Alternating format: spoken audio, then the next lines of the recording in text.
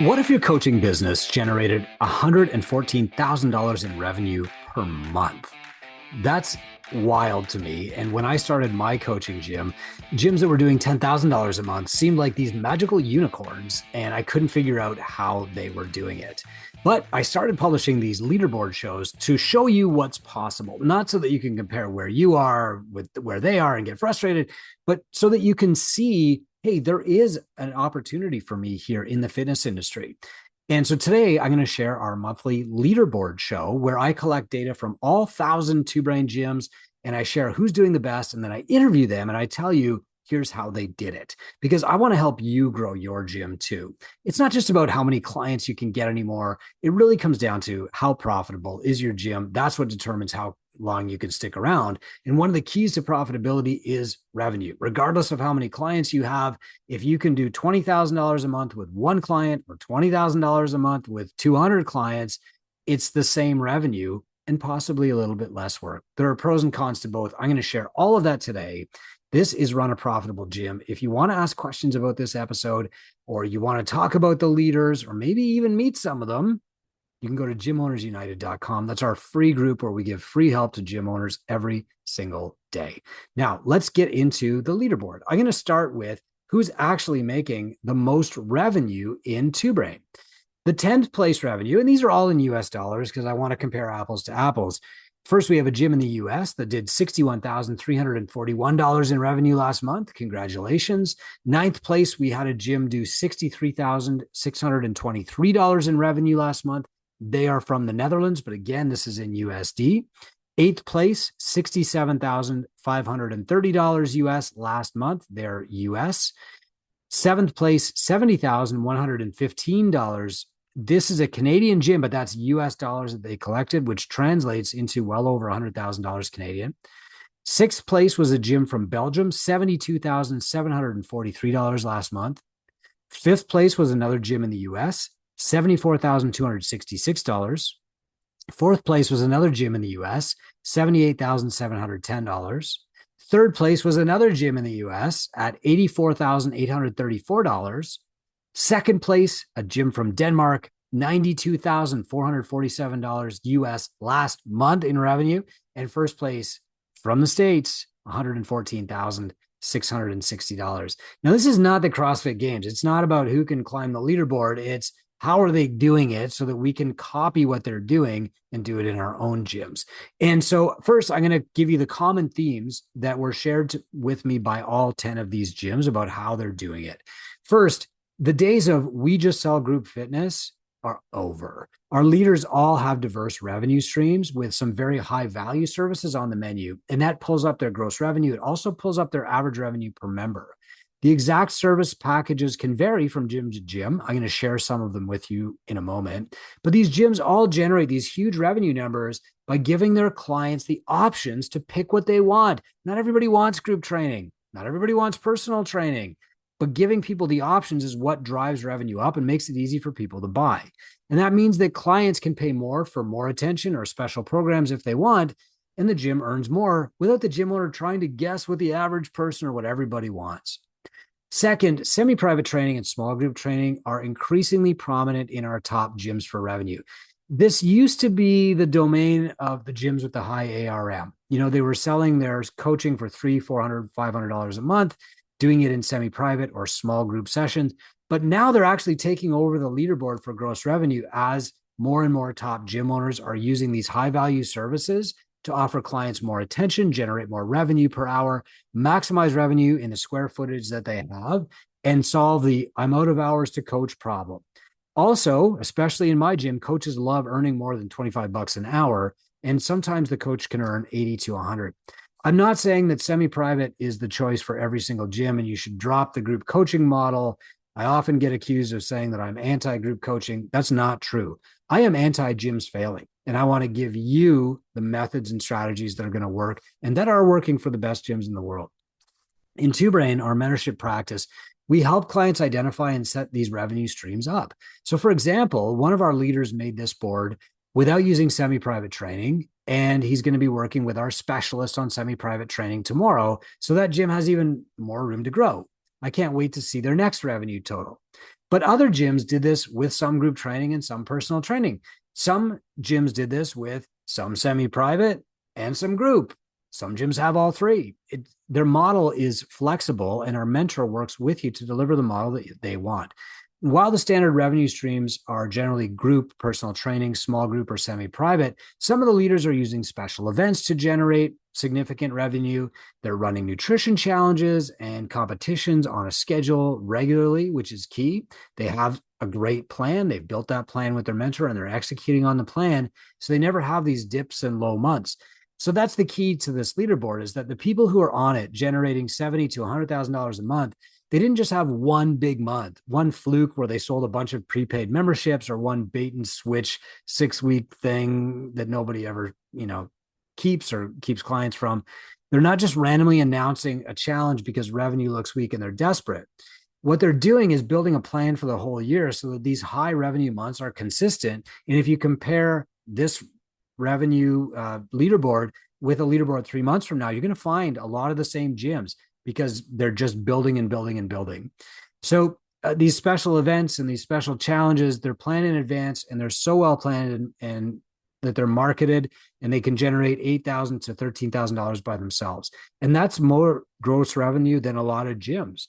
It doesn't mean you should run a fitness competition or a nutrition challenge every single month, but what if you ran a special event every quarter or every 6 months and tacked $20,000 to $40,000 onto your annual revenue? Like, what would that do for your gym? Another very interesting feature that's popping up is gamification. So some of our leaders are using apps, leaderboards, and trackers to make fitness feel like a game for clients that have lots of ways to win. And that's a huge deal. I can remember, when we started doing group coaching as a new CrossFit gym, we had this whiteboard and you had like your daily leaderboard on there. There are apps that do that right now, and those are very effective for new clients. But the goal of whatever is happening on the leaderboard has to align with the client's actual goal. That novelty will wear out. And so what these gyms are doing is they're gamifying the client's ultimate outcomes. Clients don't need to finish first in Fran anymore. They get to win if they get to bed on time, they pass on the booze, or they get their heart rate up outside the gym, stuff like that. That's what you want to measure. Here's the clever part. If you encourage these behaviors outside the gym, clients develop healthy habits and they get better results inside the gym, and you get credit for all of it. And so they move toward their goals faster, and the gym improves its retention. Crazy, crazy, crazy important. So here's the question to think about. How could you gamify the experience at your gym to help clients have more fun and get better results? I just did a training inside Two Brain called Build Your Own Belt System, which was enormously popular. And we also have some great partners in like Level Method, for example, that can help you out with this. So here are some quotes from the leaders on the leaderboard this month. First one said, "Our revenue comes from traditional, predictable personal training and membership fees. We also run a nutrition challenge and a competition. The competition generates $13,000 twice a year. We've been running that for over a decade with 140 to 150 athletes." Amazing. Stick to the basics and keep getting better and better and better instead of always trying to add the new thing. The second person said, "Our revenue is 70% group, 20% small group, 5% personal training, and 5% on-ramp." There's your business plan right there. Let me repeat that again. 70% of their revenue comes from group, 20% comes from small group, 5% personal training, and 5% their on-ramp. If that's all you did for the next 5 years, your gym would grow. Next, this person said, "We're a personal training studio. 5 years ago, we had 3 part-time coaches. Now we have 11. And 8 full-time coaches, 2 part-time and 1 physio. So out of the 11, 8 are full-time, 2 are part-time, and 1 physio. Our revenue comes from one-on-one, some 2-on-1, and some small group, which is the lowest level of revenue at our gym." So there's many ways to do this. The key is to work with a mentor who's going to look at your profit and loss, look at your actual metrics, and help you build a plan to grow the gym that you want. The next person said, "We're looking now to go to the semi-private concept, and we have a call with Two Brain specialist Brian Bott." Another person said, "We also offer boxing and Thai boxing, which is always done one-on-one or one-on-2. People really love it, and they have the feeling that they can get better at it. It's no contact. They're just using pads." Next, I want to go deeper on this gamification and challenges because I've talked about it a bit already. And so I asked the leaders on the leaderboard for some direct quotes. Here's what they said. The first said, "We've gamified nutrition. So instead of weight loss goals, we provide people with more ways to win. We use a point system in an app. We asked, how do we get more engagement with the key drivers outside the gym? And so we track 7 daily health points. They are sleep, water, protein, movement, alcohol, whole foods, and timed eating. And this makes it more fun. We race to 200 health points and we have a leaderboard. Amazing. The key here is that they're not trying to set the best Fran time or Murph time or the biggest deadlift in your gym. They're trying to do the best thing that will actually create change in their life over time. This is helping the clients best. It's taking the addictive strategies of gamification and applying them to health. Amazing. The next leaderboard person said, we run a mile a day May, simple consistency challenge, and plan to run something similar once per quarter. Again, they're ingraining basic habits in their clients that will actually matter to the clients will see results from, and will create long-term change. The next person said, we had 140 members in the nutrition challenge for $8,000 to $9,000 in April, and we run the challenge twice a year. Amazing. You're helping the client. They're getting measurable results and you're making it fun. The fourth person said, our clients get to feel like kids. We've gamified heart rate using the MyZone heart rate monitor with tracking on the screens. We have a leaderboard of people who are most active in a week. And sometimes we do challenges like males versus females or morning class versus noon class, all around heart rate. That's great. And I love that you're gamifying it based on their actions instead of their outcomes. Trying to be the best box squatter in your gym is motivating for the 3 people who are in the running to be the best box squatter. Trying to be the person who sticks to their habits is available to anybody. Anybody can win that challenge, and everybody wins when they participate. I love it so much. The next set of comments were really about focusing on avatar. I grouped these together to make the point. The first gym on our revenue leaderboard said, we're privileged to be in an affluent and busy neighborhood. We relentlessly focus on the beginner and the average athlete, delivering shame-free fitness. We do not program for the best and scale for the rest. And they put that in quotes. What that means is that they are not targeting elite people, but they are building high levels, maybe even elite levels of fitness in the average person by knowing their avatar really well. Look, there's a reason that Planet Fitness or whoever it is has like the lunk alarm and the lunk free zone. They do that because it works. And if you want to work with average people, that kind of messaging can't hurt you, right? If you say like, we are not about, serving the elite person who's going for competition, we want average people, that's not bad. But if you are very, very specific about the people that you want to serve, beginners and average athletes, you're going to go farther. The more you narrow your niche, the higher your value to that niche.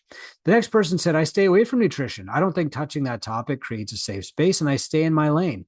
My revenue does not involve any nutrition or supplements. Great. So the reason that I included this quote, and I think it's so important, is that you can build the gym that you want to build and still be one of the top 10 gyms in the world for revenue if you have a plan and you build that plan with a mentor to help you get really clear on what your plan is, what you sell and what you don't sell, who you serve and who you don't serve. And then you can build the gym that you want. You don't have to do what all these people are doing. You can not focus on nutrition, or you can focus on nutrition. The next person said, I keep our group small. The general capacity limit is 14 with a specialty class max of 8 and a small group max of 6. In the busy hours, there are wait times for the prime classes, and this creates incentive and scarcity. For our busy times, there's a late cancel fee that's used as an accountability tool. I donate all of these late cancel fees, and I've gotten lots of compliments on this because people know that if they cancel late, it's going to cost them, but they also know that it's going to go to a good cause. So they use it as an incentive. That's great. But the key here is that adding value means decreasing group size. The bigger your group, the less perceived value by every person in there. Even if you can give them a full minute of coaching, they will still tend to feel like they're on an assembly line. In a small group, the value increases, the price goes up, and so does the revenue.